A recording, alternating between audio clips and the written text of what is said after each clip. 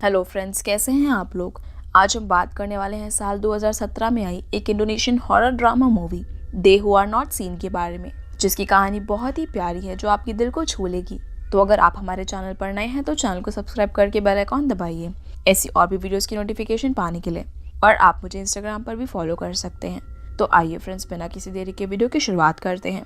Movie की शुरुआत में हम सरस्वती यानी कि सारस को देखते हैं, जो कि रोड पर चल रही थी और वो आसपास के लोगों को कुछ स्ट्रेंज वे में देख रही थी। पर हमें बाद में पता चलता है कि असल में वो सब स्पिरिट्स थी जिन्हें सारस देख पा रही थी। अब वो यहाँ से हमें अपनी स्टोरी बताना शुरू करती है कि आखिर उसके साथ ये सब की शुरुआत कहाँ से हुई। सारस हमें बताती है कि जब वो बहुत छोटी थी तब उसकी ग्रैंड मॉम की डेथ हुई थी और वही पहली बार था जब उसे स्पिरिट दिखना शुरू हुई थी। सबसे पहले उसने अपनी ग्रैंड मॉम की स्पिरिट को देखा था। घर के अंदर जब वो अपने टॉय से खेल रही होती है तभी उसके पीछे का दरवाजा अपने आप खुल जाता है और जब वो अंदर जाती है तो उसे उस मिरर में उसकी ग्रैंडमा दिखाई देती हैं, जिनसे वो काफ़ी बातें करती हैं और वो अपनी ग्रैंडमा को बहुत ज़्यादा प्यार भी करती थी। वहीं दूसरी तरफ हम सारस की मॉम को देखते हैं, जो कि एक सिंगल मदर है और वो अपने हस्बैंड रॉन से सारस की स्कूल फीस के बारे में बात कर रही थी, क्योंकि बच्चों के छोटे होने की वजह से उनसे भी उनकी स्कूल फीस पे करनी थी। लेकिन वो अपनी रिस्पॉन्सिबिलिटी बिल्कुल भी नहीं लेता और उसकी मॉम किसी तरह से अपने छोटे से पेस्ट्री बिजनेस की मदद से घर का खर्चा चलाती है। इसी बीच हमें पता चलता है कि सारस की एक छोटी बहन भी है जिसका नाम लारस होता है। इसके बाद हम देखते हैं कि सारस की मॉम लीडिया जब उसे ग्रैंडमा के रूम में देखती है, जहाँ पर ग्रैंडमा का नेकलेस पड़ा हुआ था, जिसकी वजह से लीडिया उसे वापस रखने को कहती है। पर सारस उसे कहती है कि ग्रैंडमा ने उसे कहा है कि ये नेकलेस उन्हें पसंद नहीं है। अब ये बात सुनकर लीडिया उसे कहती है कि ग्रैंडमा मर चुकी है, पर सारस उसे कहती है कि वो नहीं मरी और वो तो उनके पीछे ही खड़ी है। ये बात सुनकर लीडिया थोड़ा डर जाती है, पर वो सारस पर बिलीव नहीं करती और उसे डिनर करने के लिए अपने साथ ले जाती है। अब कहानी वापस से प्रेजेंट में आती है, जहाँ सारस हमें बताती है कि उसकी ग्रैंड मदर वो पहली स्पिरिट थी जिसे सारस ने देखा था, पर उस वक्त वो इतनी छोटी थी कि उसे स्पिरिट्स और डीमंस के बारे में कुछ पता ही नहीं था। फिर हमें सारस की लाइफ का वो टाइम दिखाया जाता है जब वो स्कूल में थी, पर जैसे जैसे वो बड़ी होती जा रही थी उससे और भी ज्यादा स्पिरिट्स दिखने लगी थी, जिसकी वजह से वो स्कूल में कई बार डर भी जाती थी और वहाँ उसकी बातों पर सिर्फ एक ही इंसान बिलीव करता था और वो था उसका बेस्ट फ्रेंड आदित्य। वो दोनों साथ में लंच भी किया करते थे और बहुत सा वक्त एक साथ बिताया करते थे। पर सारस के घर की हालत अभी भी पहले जैसे ही थी, क्योंकि उसकी मदर को अभी भी सारस की स्कूल फी पे करने में बहुत परेशानियां उठानी पड़ती थी। अब एक रात को हम देखते हैं कि सारस अपनी स्कूल बुक स्कूल के अंदर ही भूल गई थी और कल उसका एग्जाम भी था, इसलिए उसे वो बुक स्कूल में लेने के लिए जाना पड़ता है और लारस भी उसके साथ जाने की जिद करती है, इसीलिए वो उसे अपने साथ स्कूल ले जाती है, जहाँ पर उसे फिर से कई सारे स्पिरिट्स दिखने लगती हैं और वो उन सबको इग्नोर करते हुए बुक वापस लेकर अपनी बहन के साथ वहाँ से निकल जाती है। पर वो स्पिरिट्स उसका घर तक भी पीछा नहीं छोड़ते और उसे मदद मांगने लगती है, जिसकी वजह से सारस बहुत ज्यादा परेशान हो जाती है और डर भी जाती है।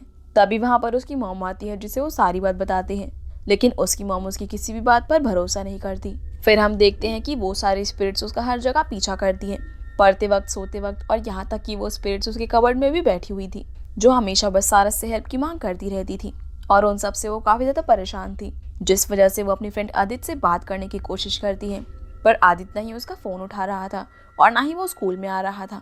अब हम देखते हैं कि सारस बहुत परेशान रहने लगी थी, जिसकी वजह से वो अपनी मॉम से बात नहीं करती और उसे आदित्य की इतनी फिक्र हो रही थी कि उसे रात को आदित्य के लिए बहुत बुरे बुरे सपने भी आ रहे थे। अगले दिन उसे पता चलता है कि उसकी फैमिली अपने दूसरे घर बंगडुंग नाम की जगह पर गए थे, लेकिन वहां से वो लोग अभी तक नहीं लौटे। इसी वजह से सारस खुद ही आदित्य से मिलने का डिसाइड करती है और उसके घर बांगडुंग चली जाती है, जहाँ जैसे ही वो घर की गेट को टच करती है तब उसे एक झलक दिखने लगती है और वो देखती है कि आदित्य के यहाँ पर काम करने वाला अब्दुल अपनी मॉम के साथ मिलकर आदित्य और उसकी बहन गीता को पैसों के लिए बहुत ही बुरी तरीके से मार डालते हैं। ये सब देखकर सारस इतनी डर जाती है कि वो उस गेट के पास ही बेहोश हो जाती है। इसके बाद जब वो उसकी आंख खुलती है तब वो उसी मेड को देखती है, यानी कि वो उसी घर में थी जहाँ आदित्य मर चुका था, पर वो किसी तरह अपने आप को संभालती है ताकि उन लोगों को शक ना हो कि उसे सब कुछ पता है। फिर वो उस मेड से आदित्य के बारे में पूछती है, तब वो बताती है कि जब आदित्य की मॉम डैड घर से बाहर गए थे तब कुछ चोर घर के अंदर घुस आए और उन्होंने ही आदित्य और उसकी छोटी बहन गीता को मार डाला। पर सारस जानती थी कि ये काम उस मेड और उसके बेटे अब्दुल ने किया था। अगले सीन में हम देखते हैं कि जब वो ट्रेन से वापस जा रही थी तब आदित्य की स्पिरिट उसके साथ बैठी हुई थी, जो उसे बताता है कि वो मेड और अब्दुल जब वो छोटा था तब से ही उसके घर में काम करते हैं और वो बचपन से ही उसका बहुत ख्याल रखते हुए आ रहे हैं, इसलिए उसे बिल्कुल भी नहीं पता था कि अब्दुल और उमेर ऐसा भी कर सकते हैं और अब्दुल तो बिल्कुल उसके बड़े भाई के जैसा था। अब आदित्य उसे थैंक यू बोलकर चला जाता है। और यहाँ पर हमें पता चलता है कि असल में सारस ने आदित्य को जस्टिस दिलवाया होता है, अब्दुल और उसकी मदर को जेल पहुंचाकर, क्योंकि उसने उस हथियार को देख लिया था जिसकी मदद से अब्दुल ने गीता और आदित्य को मारा था। पर इन सबका कोई भी फायदा नहीं था, क्योंकि सारस ने अपनी लाइफ का एक बहुत ही स्पेशल पर्सन यानी कि अपना दोस्त खो दिया था। जिसके बाद हम देखते हैं कि अब सारस थोड़ी बड़ी हो गई थी। अब धीरे धीरे वक्त बीतता जाता है और सारस थोड़ी और बड़ी हो जाती है। अब उसके दो और दोस्त बन चुके थे जिनको उसकी इस गोस्ट वाली एबिलिटी के बारे में पता था। एक दिन वो अपनी मॉम के पास जाती है और उनसे कहती है कि उसे नया फोन खरीदना है, पर उसकी मॉम कहती है कि इसके लिए हमारे पास पैसे नहीं है। जिस बात को सुनकर सारस थोड़ा सा नाराज हो जाती है और उठकर चली जाती है। वहीं दूसरी तरफ घर के अंदर लारस के कुछ दोस्त आए हुए थे और वो सभी लोग मिलकर जेलंकुं खेल रहे थे, यानी कि स्पिरिट्स को बुला रहे थे। तभी वहाँ पर बहुत सारे स्पिरिट्स आ जाती है और उनमें से एक स्पिरिट सारस को पोजेस कर लेती है। ये चीज उसकी बहन को भी पता चल जाती है, लेकिन उसकी मॉम को ये सब नाटक लग रहा था। तभी सारस खुद को एक अलग डायमेंशन में पाती है, जहाँ पर उसकी ग्रैंडमदर उसे कहती है कि उसे अपनी बॉडी में वापस लौटना होगा और वो उसे खुद पर कंट्रोल करने को कहती है। तभी वो स्पिरिट की पोजीशन से बाहर आ जाती है और फिर से बेहोश हो जाती है। अब जब उसकी आंख खुलती है तो वो खुद को अपने बेड पर पाती है। वहीं लीडिया अपनी बहन रियमा को बुलाती है जो कि एक साइकोलॉजिस्ट है, और वो उसे सारस को हैंडल करने के लिए बोलती है, क्योंकि लीडिया को लग रहा था कि सारस ये सब अटेंशन पाने के लिए कर रही है ताकि लीडिया उसको एक नया फोन दिलवा सके। पर रीमा उसे समझाती है कि उसे सारस के साथ अच्छे से बिहेव करना चाहिए ताकि सारस भी उससे अपनी प्रॉब्लम्स को शेयर कर सके और उनके बीच की बॉन्डिंग अच्छी हो सके। इसी बीच वो किसी रीटा नाम की लड़की के बारे में भी बात करते हैं, जिस पर लीडिया कहती है कि सारस रीटा की तरह नहीं बनेगी। असल में रीटा मर चुकी थी और रीमा लीडिया को समझाती है कि वो उसकी वजह से नहीं मरी थी। पर आखिर रीटा कौन थी, इसके बारे में हमें आगे पता चलेगा। और ये सारी बातें सारस छुप कर सुन रही थी। इसके बाद हम देखते हैं जब वो अपने रूम में होती है, तभी उसे वहाँ पर एक बच्चे की स्पिरिट पोजेस कर लेती है, जिस वजह से वो पूरे घर में एक बच्चे की तरह बिहेव करने लगती है और सबको बहुत परेशान करती है। ये देखकर सभी लोग बहुत डर जाते हैं। फिर सारस के अंदर और अलग अलग तरीके की स्पिरिट्स प्रवेश करने लगती हैं। तभी उसके अंदर उसकी ग्रैंड मॉम की स्पिरिट आती है, जो लीडिया को समझाती है कि सारस के अंदर वही टैलेंट है जो कि कई जनरेशन से उसकी फैमिली में चला आ रहा है और उन्हें उसे इग्नोर नहीं करना चाहिए। जिसके बाद हम देखते हैं कि सारस किसी तरह से पैसों को जमा कर लारस के लिए एक फ़ोन खरीदती है और वो उसे गिफ्ट करती है, जिसे देखकर लारस को बहुत ज़्यादा खुशी होती है। फिर जब वो स्कूल के वॉशरूम में होती है तभी कोई ज़ोर ज़ोर से दरवाज़ा पीटने लगता है। अब जैसे ही वो बाहर निकल कर देखती है तो उसे वहाँ के सारे मिरर्स टूटे हुए मिलते हैं, जहाँ उसे एक लड़की भी दिखाई देती है जो एकदम से गायब हो जाती है, जिसके बारे में वो अपनी फ्रेंड्स को भी बताती है। और उसके फ्रेंड्स उसे कहती है कि वो गोस्ट शायद वही लेजेंडरी गोस्ट है जिसने बुली होने की वजह से सुसाइड कर लिया था। फिर सारस को वही लड़की लाइब्रेरी में मिलती है, जहाँ वो उससे बात करने की कोशिश करती है, और उस लड़की का नाम डिंडा था, जो उसे बताती है कि वो अपनी मॉम के साथ रहा करती थी और उसकी मॉम ही उसके लिए सब कुछ थी, क्योंकि वो उसे बहुत प्यार करती थी। पर ये खुशी सिर्फ उसके घर तक ही थी, क्योंकि स्कूल में सब लोग उससे बुरा बिहेव करते थे। स्कूल में चिट्टा नाम की एक लड़की बहुत ही फेमस थी और डिंडा भी उसकी तरह बनना चाहती थी, जिसकी वजह से वो उसका सारा काम किया करती थी और उनका होमवर्क भी करती थी। पर फिर भी सिट्रा उसके साथ अच्छा बिहेव नहीं करती थी और उसे बहुत परेशान किया करती थी, जिस वजह से डिंडा काफ़ी दुखी रहने लगी। पर एक दिन सिट्रा ने उसे अपनी टीम में शामिल कर लिया और वो सभी फ्रेंड्स बन गए, जिसके बाद डिंडा का बिहेवियर भी सिट्रा की तरह होने लग गया और वो अपनी मॉम से भी बहुत बुरा बर्ताव करने लग गई और उसने अपनी मॉम के दिए हुए इयररिंग्स भी पहनना छोड़ दिया था। आगे हम देखते हैं कि वो सिट्रा के घर नाइट स्टे करने जा रही थी, पर उसकी मॉम उसे जाने से रोकती है, लेकिन वो उनसे लड़ाई करके वहाँ से चली जाती है, जहाँ पर सिट्रा और उसके फ्रेंड्स मिलकर डिंडा को अपनी बातों में फंसाती हैं और बिना टी शर्ट में उसकी फ़ोटोज़ को क्लिक कर लेते हैं। अगले दिन जैसे ही डिंडा स्कूल जाती है तो वहाँ पर सब उसका मजाक उड़ाते हैं और जैसे ही वो स्कूल के नोटिस बोर्ड पर अपनी फ़ोटो लगी हुई देखते हैं तब उसे पता चल जाता है कि सिट्रा और उसके फ्रेंड्स ने उसकी फ़ोटो को वायरल कर दिया और उन लोगों ने सिर्फ उसे फंसाने के लिए अपनी टीम में शामिल किया था, जिसकी वजह से डिंडा स्कूल के टॉयलेट में जाकर अपना हाथ काट कर सुसाइड कर लेती है और उसकी मौत का उसकी मॉम पर बहुत ही असर पड़ता है, जो कि बहुत दुखी रहने लगी थी, क्योंकि उनका भी उसके अलावा इस दुनिया में और कोई नहीं था। अब उसकी स्टोरी सुनकर सारस डिंडा की मॉम से मिलने के लिए उसके घर जाती हैं और उन्हें बताती है कि उनके दिए हुए इयररिंग्स अभी भी डिंडा की कबर्ड में ही हैं। पर उसकी मॉम सारस की कोई भी बात नहीं सुनती और अंदर आकर उन इयररिंग्स को कबर्ड से निकाल कर रोने लगती हैं। इसके बाद सारस सिट्रा से भी मिलती है, जहाँ वो उससे किसी बहाने से डिंडा के बारे में पूछती है। पर तभी वो देखती है कि सिट्रा का भी एक बेटा है जिसे स्कूल में बुली किया जाता है, और क्योंकि अब उसके बेटे के साथ भी वही सब हो रहा था जो वो दूसरों के साथ स्कूल में किया करती थी, इसी वजह से उसे अपनी गलती का एहसास हो चुका था। इसीलिए अगले दिन सारस सिट्रा को लेकर डिंडा की मॉम के पास जाती है, क्योंकि ये डिंडा की विश थी कि सिट्रा उसकी मॉम से सॉरी कहे।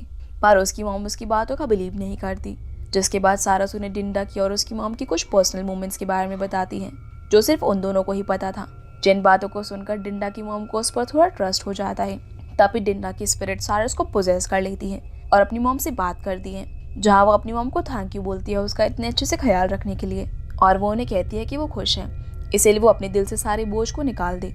और उस दिन जो कुछ भी हुआ था उसमें किसी की भी गलती नहीं थी, क्योंकि जब वो अपनी फोटो को नोटिस बोर्ड से निकाल रही थी तब उसके हाथ में कांच लग जाता है, जिसकी वजह से खून बहने के कारण उसकी मौत हुई थी, ना कि उसने सुसाइड किया था। अब ये सब जानने के बाद और अपनी बेटी से बात करने के बाद उसकी मॉम को थोड़ा अच्छा फील होता है और सारस भी अपने घर आ जाती है, जहाँ वो अपनी मॉम को सोता हुआ देखती है। तब उसे एहसास होता है कि उसे भी अपनी मॉम से अच्छे से बिहेव करना चाहिए। जिसके बाद हम देखते हैं कि सारस अपनी दोनों फ्रेंड्स के साथ मूवी देखने जाती है, जहाँ पर उसे एक झलक दिखाई देती है कि शायद उसके फ्रेंड का एक्सीडेंट होने वाला है। तभी उसकी एक फ्रेंड बताती है कि वो आज रात को अपने बॉयफ्रेंड के साथ ही घर जाएगी।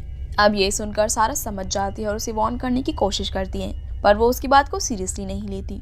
अब घर जाने के बाद सारस को फिर से एक 2 व्हीलर एक्सीडेंट का विजन दिखता है, इसलिए वो अपनी फ्रेंड को फ़ोन लगाती है और उसे पता चलता है कि उसकी फ्रेंड तो अपने बॉयफ्रेंड के साथ कार में घर जा रही है। ये सुनकर सारस थोड़ा सा रिलैक्स हो जाती है, पर टाइम के साथ साथ सारस की एबिलिटीज़ भी बढ़ती जा रही थी, इसलिए वो अपने आसपास के लोगों की मौत होने से पहले उनके बारे में देख पा रही थी। और जैसा कि उसने अपनी फ्रेंड के लिए देखा था वो बिल्कुल सही था, क्योंकि उसके बॉयफ्रेंड की कार खराब हो चुकी थी, इसीलिए उसका बॉयफ्रेंड अब अपने ड्राइवर को बुलाकर बाइक की मदद से घर जाने वाला था।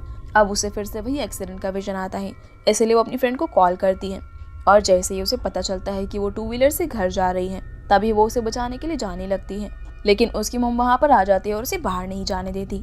तभी लारस वहाँ पर आती है और वो उसे खिड़की से कूदकर जाने के लिए कहती है और वो उसे भी साथ में ले जाने की रिक्वेस्ट करती है, इसीलिए वो दोनों स्कूटी पर बैठकर वहाँ पर जाने लगते हैं। पर तभी रास्ते में सारस का एक्सीडेंट हो जाता है और यहाँ पर हमें पता चलता है कि सारस ने जिस एक्सीडेंट की झलक देखी थी वो असल में उसकी फ्रेंड का नहीं बल्कि उसकी बहन का था, जो कि सारस की गलती की वजह से वहीं एक्सीडेंट में मर जाती है। अब लारस के फनरल के बाद लीडिया उसकी मौत का जिम्मेदार सारस को ठहराती है, जिस पर सारस उन्हें कहती है कि उस रात वो मेरे साथ जाने की जिद करने लगी और वो सिर्फ इसलिए क्योंकि मॉम उसे बाहर नहीं जाने देती थी। ये सुनकर लीडिया भड़क जाती है और बोलती है कि उन्हें नहीं पता है कि वो किस तरह से उन्हें पाल रही हैं, जिस पर सारस कहती है कि क्योंकि उन्होंने कभी बताया नहीं और ना ही ये जानने की कोशिश की कि उनके बच्चे क्या चाहते हैं। इसी बीच उनकी काफ़ी ज़्यादा बहस हो जाती है और लीडिया सारस को एक थप्पड़ मार देती है। अब यहाँ पर सारस भी घर छोड़ने का डिसाइड कर लेती है। तभी रीमा उसे समझाती है और वो उसे आंटी रीटा के बारे में बताती है, जो कि सारस की तरह एक इंडिगो चाइल्ड थी और वो भी स्पिरिट्स को देख सकती थी, पर वो अपनी इस एबिलिटी को कंट्रोल नहीं कर पाई और उसने सुसाइड कर लिया, जिसका सारा गिल्ट लीडिया ने अपने ऊपर ले लिया, क्योंकि वो दोनों बहुत ही अच्छी दोस्त थी। इसलिए वो नहीं चाहती कि रीटा के साथ जो कुछ भी हुआ वो सारस के साथ भी हो। यही कारण था कि लीडिया का बिहेवियर अपनी दोनों बच्चियों के साथ थोड़ा स्ट्रिक्ट था। जिसके बाद सारस रीमा के घर रहने के लिए चली जाती है। अब हम देखते हैं कि इन सब बातों को 7 साल बीत चुके हैं और इन 7 सालों में सारस पहली बार अपनी मॉम से मिलने जा रही थी, जहाँ पर अभी कुछ चेंज नहीं हुआ था, पर वो उससे बात नहीं कर पाती है और वो घर में वापस आ तो चुकी है, लेकिन अब भी उसकी मॉम और वो दोनों एक दूसरे से बात नहीं करते और घर के अंदर स्ट्रेंजर्स की तरह रहते हैं। जिसके बाद हमें ये भी पता चलता है कि सारस एक बहुत ही अच्छी साइकोलॉजिस्ट बन चुकी है और वो अपनी लाइफ के एक्सपीरियंस से रिलेटेड एक बुक भी पब्लिश करने वाली थी, जिसमें उसने अपनी लाइफ की स्टोरी के बारे में लिखा हुआ था।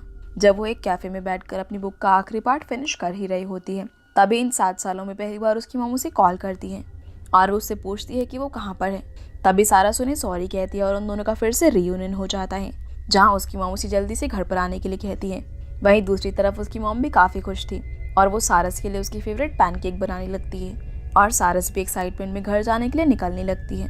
पर जैसे ही वो कैफे से बाहर निकलती है तभी वो एक स्ट्रेंज आदमी को नोटिस करती है और ये वही सीन था जो हमने मूवी की शुरुआत में देखा था। असल में वो आदमी एक टेररिस्ट होता है जिसके पास बॉम्ब्स थे और वो वहाँ पर बॉम्ब ब्लास्ट कर देता है, जिसके अंदर सारस भी मारी जाती है, जो कि उस समय सिर्फ 24 साल की थी। और फिल्म की शुरुआत से ही हमें जो कहानी बता रही थी वो उसकी स्पिरिट थी। वो हमें कहती है कि स्पिरिट सिर्फ हमें डराने के लिए नहीं होती, उन्होंने भी कभी हमारी तरह अपनी लाइफ जी होती है। अब जैसे कि कहा जाता है कि मरने के 40 दिन तक उस इंसान की स्पिरिट हमारे आसपास ही घूमती रहती है, वैसे ही सारस भी 40वें दिन अपने घर पर जाती है, जहाँ वो बताती है कि वो आखिरी बार इन लोगों को देख पा रही है, जहाँ वो अपनी मॉम को आखिरी बार हक करती है और ऐसा लगता है जैसे उसकी मॉम भी उसके प्रेजेंस को फील कर पा रही है। सारस बताती है कि जब भी हमारा कोई अपना हमें छोड़कर चला जाता है, भले ही हम उसे सुनिए देख नहीं पाते, लेकिन वो हमारे साथ ही होता है। इसी के साथ ही मूवी यहीं पर ख़त्म हो जाती है। तो गाइस, ये थी इस फिल्म की कहानी, जो कि बहुत ही प्यारी थी। और इस फिल्म की कहानी हमें ये सिखाती है कि हम अपनी लाइफ के अंदर जिन भी लोगों से मिलते हैं चाहे वो हमारी फैमिली हो, हमारे फ्रेंड्स या फिर स्ट्रेंजर्स। हमें उन सभी से अच्छे से पेश आना चाहिए, क्योंकि लाइफ बहुत ही अनसर्टेन होती है और लोगों के जाने के बाद हमें रियलाइज़ होता है कि वो इंसान कितना अच्छा था और हमें उसके साथ अच्छे से बिहेव करना चाहिए था। जैसे कि इस फिल्म के आखिर में लिडिया को अपनी दोनों बेटियों को खोने के बाद हुआ होगा कि काश वो अपनी दोनों बेटियों को थोड़ा टाइम दे पाती और उनके साथ कुछ अच्छे मोमेंट्स स्पेंड कर पाती। तो गाइस, ये थी इस फिल्म की कहानी। एंड आई होप आप लोगों को ये वीडियो पसंद आई होगी, तो वीडियो को लाइक कर चैनल को सब्सक्राइब जरूर कीजिएगा। आपसे फिर मिलते हैं अगले वीडियो में, तब तक के लिए गुड बाय।